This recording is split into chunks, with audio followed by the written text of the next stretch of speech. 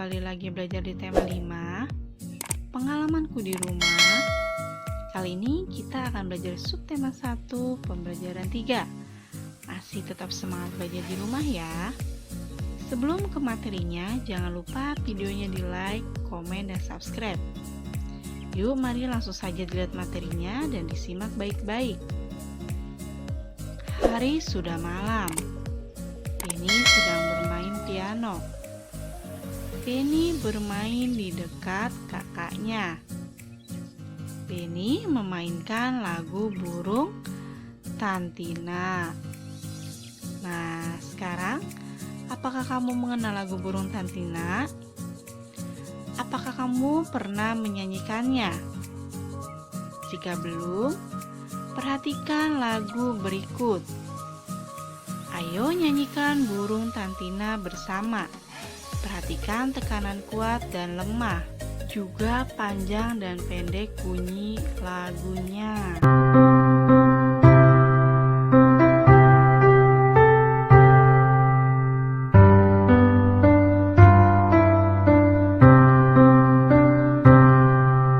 Yo Tantina, burung Tantina, mati di panah Raja Nirwana.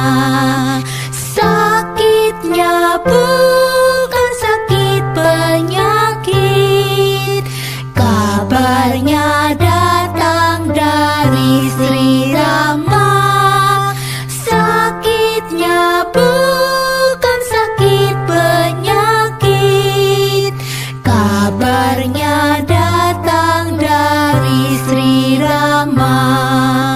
Yo Tantina, burung Tantina, mati di panah Raja Nirwana. Yo Tantina, burung Tantina, mati di panah Raja Nirwana. Sakitnya bukan sakit penyakit, kabarnya datang dari Sri Rama. Sakitnya bukan sakit penyakit, kabarnya datang dari Sri Rama. Kemudian, amatilah teks lagu burung Tantina. Tentukan tekanan kuat dan lemahnya. Kemudian tuliskan kosakata untuk tekanan kuat dan lemahnya. Lalu tuliskan juga kosakata untuk bunyi panjang dan pendeknya. Tekanan kuat yang pertama yaitu Tantina, panah, bukan, datang. Kemudian tekanan lemah yang kedua, sio, mati, sakitnya, dan kabarnya. Kemudian yang ketiga bunyi panjangnya yaitu Tantina, Nirwana, bukan, penyakit, dan Rama. Kemudian yang keempat bunyi pendeknya adalah burung, bukan, dan sakit. Penny bermain pianonya hebat. Penny bermain di dekat kakaknya. Kakak Penny sedang belajar. Kakak Penny merasa terganggu. Apa kata Penny kepada kakaknya? Nah, sekarang coba perhatikan pada teks percakapan antara Penny dan kakak. Penny berkata, "Maafkan Penny, Kak. Penny sudah mengganggu." Kakak belajar terganggu oleh Penny. Kakak menjawab, "Iya, Dik. Kakak maafkan. Kalau Penny mau main piano, sebaiknya siang hari. Atau Penny mainnya sore hari." Penny berkata, "Iya, Kak. Besok tidak Penny ulangi lagi." Kakak menjawab, "Ya sudah, sebaiknya Benny membuat PR. Nah, sekarang pernahkah kamu melakukan kesalahan? Pasti pernah ya. Kepada siapa kamu melakukan kesalahan? Nah, misalnya saja saya meminta maaf kepada teman. Kemudian, bagaimana cara meminta maaf? Nah, ini hanya sekedar contoh ya. Dayu, maafkan aku tidak sengaja menjatuhkan bukumu. Nah, sekarang coba tuliskan permintaan maafmu.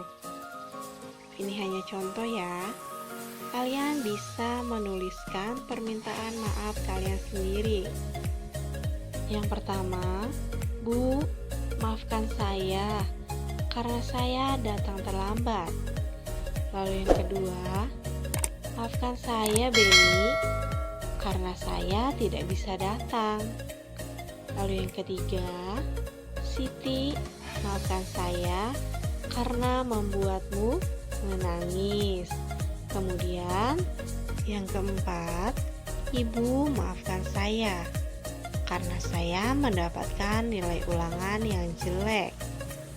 Saya akan belajar lebih rajin. Lalu yang kelima, maafkan saya Bu, saya lupa mengerjakan PR.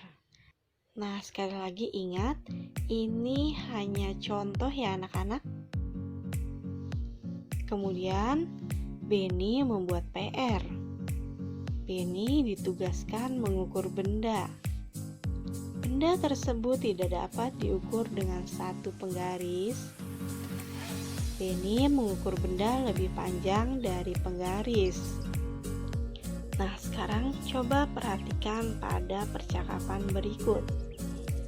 Kak, Benny ingin mengukur piano, tetapi pianonya panjang. Alat apa yang dapat digunakan? Tanya Benny. Benny dapat menggunakan penggaris. Benny dapat juga menggunakan meteran. Karena bendanya lebih panjang dari penggaris, maka gunakan meteran. Jawab kakak. Nah, sekarang buatlah pertanyaan sesuai gambar di atas. Mintalah temanmu untuk menjawabnya. Pertanyaannya adalah, apa saja alat yang digunakan untuk mengukur panjang benda? Teman menjawab, penggaris, meteran, hingga jangka sorong. Sekarang, sebutkan benda yang diukur panjangnya, yaitu buku, piano, pensil, meja, dan lain-lain. Penggaris dapat untuk mengukur panjang benda. Sebutkan alat ukur panjang lainnya. Misalnya, meteran, jangka sorong, mikrometer skrup, dan lain-lain. Selanjutnya, Benny mengukur panjang piano. Benny menggunakan penggaris lebih dari satu kali. Benny juga dapat menggunakan meteran. Meteran untuk mengukur benda yang panjangnya melebihi penggaris. Perhatikan gambar berikut. Berikan tanda centang untuk benda yang diukur dengan meteran. Gambar yang pertama adalah laptop. Laptop tidak bisa diukur dengan meteran, jadi kita silang saja. Kemudian gambar yang kedua adalah almari. Almari bisa diukur dengan meteran ya, jadi kita centang. Yang ketiga, akuarium bisa diukur meteran ya, jadi kita centang. Yang keempat, karpet bisa juga diukur dengan meteran, jadi kita centang. Yang kelima adalah kipas angin. Ini tidak bisa ya, Jadi kita silang. Lalu yang keenam adalah laci. Ini bisa diukur dengan meteran ya. Jadi kita centang. Kemudian yang ketujuh adalah guci. Ini tidak bisa ya. Jadi kita silang saja. Lalu yang kedelapan adalah lampu belajar. Lampu belajar tidak bisa diukur dengan meteran ya. Jadi disilang saja. Kemudian yang kesembilan adalah pensil. Ini cukup diukur dengan penggaris, jadi kita silang. Kemudian yang ke-10 adalah pintu. Ini bisa dengan meteran, jadi kita checklist. Gambar yang ke-11 adalah jam dinding. Ini tidak bisa ya, jadi kita silang saja. Kemudian gambar yang ke-12 adalah buku. Ini hanya bisa diukur dengan penggaris ya, tidak dengan meteran, jadi disilang saja. Gambar yang ke-13 adalah sepatu. Ini tidak bisa ya, jadi kita silang. Kemudian gambar yang ke-14 adalah penghapus. Ini juga tidak bisa ya, hanya bisa diukur dengan penggaris, jadi kita silang. Gambar yang ke-15 adalah pagar. Nah, ini bisa diukur dengan meteran, jadi kita silang. Nah, sekarang coba perhatikan pada gambar berikut. Gambar berikut adalah meteran untuk mengukur panjang benda. Meteran juga untuk mengukur jarak antara dua benda. Dengarkan percakapan antara Beni dan kakak. Beni bertanya, "Kak, Beni mau bertanya, bagaimana cara menggunakan meteran?" Kakak menjawab, "Ya, tanya tentang apa?" Begini, caranya sama dengan menggunakan penggaris. Mulailah dari angka 0, di mana 100 cm sama dengan 1 meter. Meter biasanya ditulis M saja. Oh, setiap garis pada meteran sama dengan di penggaris, kata Beni. Iya benar. Garis itu yang digunakan mengukur panjang benda.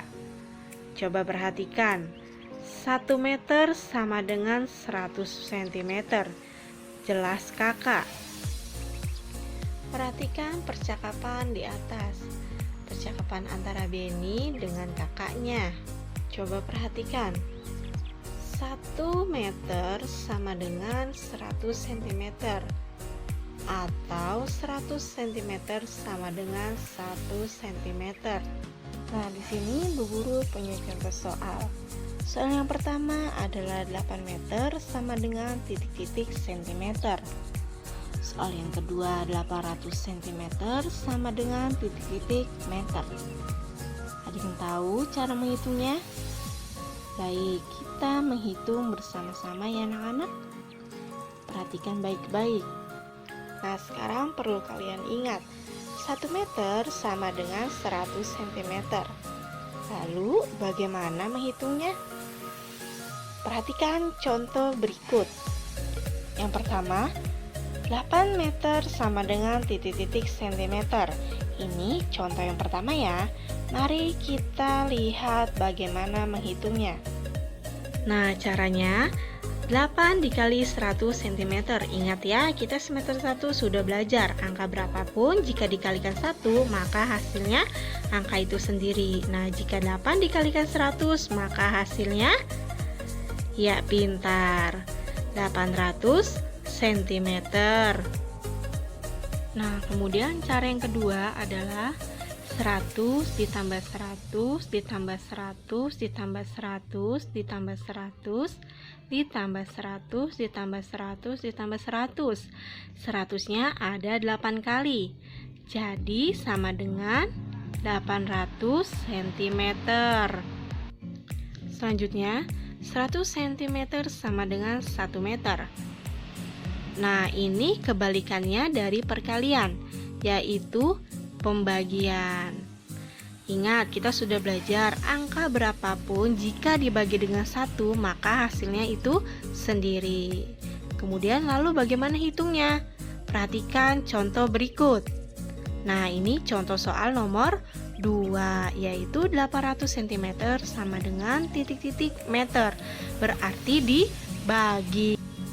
Kemudian caranya adalah 800 dibagi 100 cm. Karena ini kebalikan, jadi 800 dibagi 100, kita coret angka nolnya.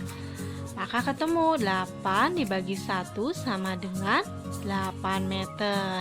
Ingat ya, di semester 1 kita sudah membahas angka berapapun jika dibagi dengan 1, maka hasilnya angka itu sendiri. Nah, di sini ada tugas di halaman 32. Coba kalian isi titik-titik pada soal berikut ya. Langsung dikerjakan di buku paket tematik. Tetap semangat belajar di rumah. Alhamdulillah, pembelajaran kita hari ini tema 5, subtema 1, pembelajaran 3 sudah selesai. Semoga bermanfaat dan kalian mudah memahami. Tetap selalu semangat belajar di rumah ya. Jangan lupa jaga kesehatan, memakai masker, mencuci tangan, dan menjaga jarak. Sampai jumpa di video berikutnya. Terima kasih. Wassalamualaikum warahmatullahi wabarakatuh.